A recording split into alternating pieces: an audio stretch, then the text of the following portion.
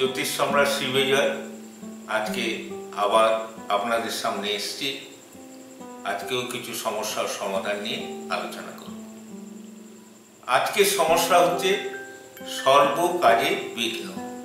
দেখবেন যে কোনো কাজ করতে গেলে বাধা আসছে। কারো কাছে টাকা পাবেন, উনি যে ডেট বললেন সেই ডেটে গেলেন, ভাই বলেছিলাম হলো না, বা কখনো সে ঘরেই থাকলো না। প্রতিটা জিনিসে বাধা আসছে। তো এক্ষেত্রে আমি কয়েকটা টোটকা বলবো, এগুলো যদি আপনারা ঠিক মতো করেন অনেক উপকৃত হবে। প্রথম কথা হলো, শনিবার দিন বাজার থেকে একটা পাকা কলা কিনতে হবে এক দামে। এক দামে মানে যখন দোকানদারের কাছে যাবেন ভিড় যেন না থাকে, ভিড় থাকলে আপনি দাঁড়িয়ে থাকুন, একটি কলা তুলে বলুন এটার দাম কত। 3 টাকার কলা 5 টাকাই হোক, সে যেটা বললো সেই টাকাটাই দেবেন। আর যদি বলেন কি বললেন এসব বলে ওই দোকানটা ছেড়ে দেবেন, অন্য দোকানে যাবেন। মানে এক দামে আপনি বলবেন আপনার পছন্দ মতো একটি কলা তুলে এই কলাটা কত, উনি যা দাম বললো আপনি এটাই বলা হচ্ছে এক দাম। তো একটি কলা কিনে আনবেন, আর শনিবার দিন কালো ষাঁড়কে সেই কলাটা খাওয়াতে হবে। যদি কালো ষাঁড় শনিবার দিন না পান তাহলে কলাটা জলে ফেলে দেবেন, নিজেরা খাবেন না বা কাউকে খাওয়ার জন্য দেবেন না। সেক্ষেত্রে কালো কুকুরকে শনিবার দিন হাতে করা রুটি অথবা পাউরুটি খাওয়াবেন, কমপক্ষে 3টে শনিবার। তাহলে দেখবেন আপনার আগে যে বাধাগুলো আসছিল বাধা অনেকটা দূর হয়ে যাবে। দ্বিতীয় টোটকা হচ্ছে, আপনার বাড়ির আশেপাশে যদি শনি মন্দির থাকে তাহলে শনিবার দিন সন্ধেবেলা 3টে ধূপকাঠি আর 3টে মোমবাতি এই কটা নিয়ে আপনি শনি মন্দিরে যাবেন। দেখবেন অনেকে ধূপকাঠি ঘুরিয়ে ওখানটায় গেঁথে দিচ্ছে, মোমবাতি ঘুরিয়ে লাগিয়ে দিচ্ছে। আপনিও প্রথমে মোমবাতি 3টে শনিদেব, বড় বাবা, গ্রহরাজকে নিবেদন করলেন এবং মোমবাতি 3টে জ্বালিয়ে দিলেন। তারপরে ধূপকাঠিটা জ্বালিয়ে ঠাকুরকে ঘুরিয়ে আপনার মনোবাঞ্ছা জানিয়ে ওটাও ওখানে গেঁথে দেবেন। এইভাবে আপনাকে 5টা, 7টা বা 9টা বেজোড় শনিবার করে তবে থাকতে হবে। এতেও বাধা বিঘ্ন অনেকটা কমে যায়। আরেকটা কথা বলি, যদি সম্ভব হয় জিনিসটা আরো তাড়াতাড়ি হবে, লোহা বা স্টিলের প্রদীপে আপনি তেল দেবেন, বলতে দেবেন এবং কিছুটা কালো তিল দেবেন, দিয়ে প্রদীপটা জ্বালিয়ে গৌরাজকে আপনি প্রদক্ষিণ করে মনোবাসনা জানাবেন। এটা করলে আরো বেশি ফলপ্রসূ হবে, খুব তাড়াতাড়ি আপনার বাধা বিঘ্ন দূর হবে।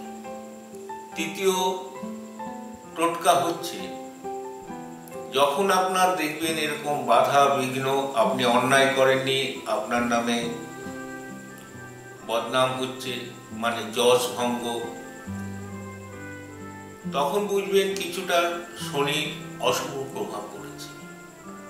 সেক্ষেত্রে বলবো আপনি নীল রঙের পোশাক, যে কোনো নীল, নেভি ব্লু, পিকক ব্লু, ফিরোজা, light blue, sky blue, blue টাচের পোশাক বা কালো রঙের পোশাক, মানে আপনার জামা, গেঞ্জি, প্যান্ট, রুমাল, এই রঙের পোশাকগুলো ব্যবহার করবেন।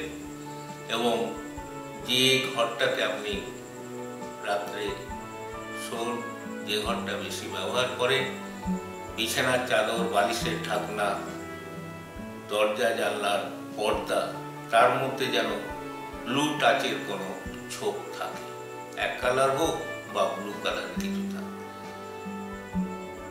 তাহলে দেখবেন মোটামুটি এগুলো ব্যবহার করার 21 দিন পর থেকে দেখবেন আপনি অনেকটা বাধামুক্ত হয়েছেন, অনেক ফ্রেশ থাকবেন। এছাড়া মূলেও কিছু প্রতিকার আছে। আপনাদের বাড়ির আশেপাশে নবগ্রহ মূল বিক্রি হয়, সেখানে যাবেন, বলবেন শ্বেত বেরোলা, ভূতরাজ আর শ্বেত আকন্দ। ভূতরাজ বা মণিরাজ মূল, শ্বেত আকন্দ আর শ্বেত বেরোলা, এই তিনটি মূল চাইবেন। ওরা সুতোতে বেঁধে দেবে। আপনি পুরুষ হলে ডান হাতে আর মহিলা হলে বাঁ হাতে বাঁধবেন।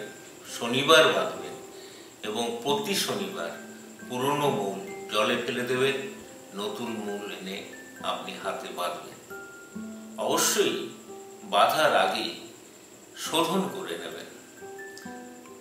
শোধনটা আপনি বাড়িতেই করতে পারেন, তামার পাত্র অথবা পাথরের পাত্রে গঙ্গা জল, তুলসী পাতা, দূর্বা এগুলো দিয়ে যেটা মূলগুলো সুতোয় বেঁধে দিয়েছে সেটা দিয়ে দিলেন। এবার চান টান করে এসে আপনি আপনার ইষ্টদেবদেরকে প্রণাম করে ওই বাড়িটায় 3 বার ধূপকাঠি ঘুরিয়ে ওটা নিয়ে ইষ্টদেবের পায়ে ছুঁয়ে মূলটা করুন। দেখবেন অন্তত 5টা, 7টা, 9টা শনিবার আপনি চেঞ্জ করার পর, যত চেঞ্জ করছেন প্রতি শনিবার নতুন মূল নিচ্ছেন, ধীরে ধীরে আপনার বাধাগুলো দূর হয়ে যাবে, আপনি অনেক ভালো থাকবেন। এরপরে যদি কিছু জানার থাকে আপনারা কমেন্ট বক্সে লিখে পাঠান। আপনারা এই চ্যানেলকে লাইক করবেন, শেয়ার করবেন এবং সাবস্ক্রাইব করবেন। আমি আবার আসবো, আবার কিছু সমস্যা নিয়ে আলোচনা করব। আজকের মতো আমাকে বিদায় দিন।